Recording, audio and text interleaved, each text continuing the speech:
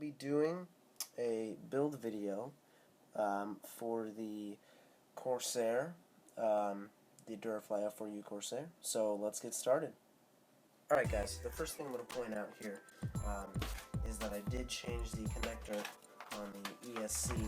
I changed it to a Dean's. Let it focus there. I changed it to a Dean's because all of my batteries have Dean's connectors on them. So I changed it out to a Dean's because it'd be easier because all of my batteries run off Dean's. So I thought that'd be easier. That's the first thing I did, but we're gonna get going on everything else. So we'll start on, I'm gonna add the control horns to everything. So let's go.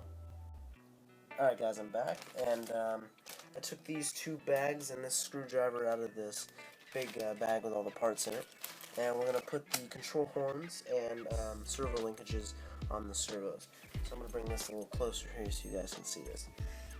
So I'm going to start with the aileron. It's labeled aileron so you know what you're doing. So there you go. So they label it for you.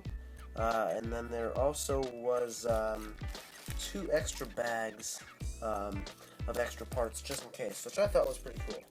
So what we're going to do here is take out all the pieces, and you see they give you the linkages for the ailerons, but we're going to set those aside, and for right now we're going to put the control horns on. So it looks like I'm going to take the back piece and the front piece, and that will go like so. That'll come push through like that. It looks like you might need to clear out some of the foam here, so what I'll do, it includes a little Allen wrench in one of these small bags. I think this might be a little smart idea to do. Oop, I dropped something here. Take one of the Allen wrench out of the parts bag it gives you, and start to poke the holes through the foam, because when it was molded it probably didn't go through all the way. So just make sure those are all nice and go through those with the Allen wrench. And then what you're going to do, you're going to take your control horns. What I'm probably going to do is do, it looks like they have, there we go. So let's take these. So these are airfoil wings, so there's looks like 2 short screws. Nope, never mind, they're the same size. Actually, I take that back. There are 2 shorter screws and 2 longer screws.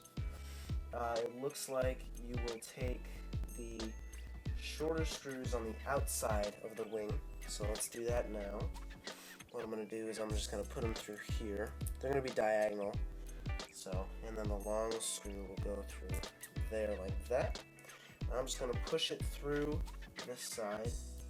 As you can see, I'm just going to pull it through so I can screw it into the other side of the control surface. So just push those screws through, and there you go.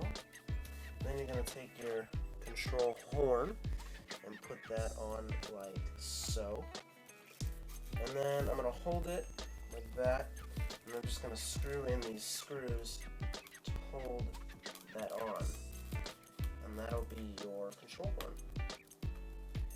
Probably should switch hands, I'm not a lefty. There we go. So we're just going to screw these on here. Make sure not to do one at the same exact time. Do them a little bit each time so you don't tighten them and get one side uneven on the other. So just do that. Just screw them in pretty tight. I mean, you don't want it to like crush the foam, but you definitely want it tight enough where it's not gonna come out of the foam. So there you go. There's one control horn mounted. As you can see, it's right there. Focus. There we go. So you got the control horn right there. So I'm gonna do that for everything else, and I'll show you what it looks like. Alright guys, well, I got the control horns installed, as you can see, on the ailerons and the flaps. So we'll get to the elevator and the rudder now. So let's go put those on.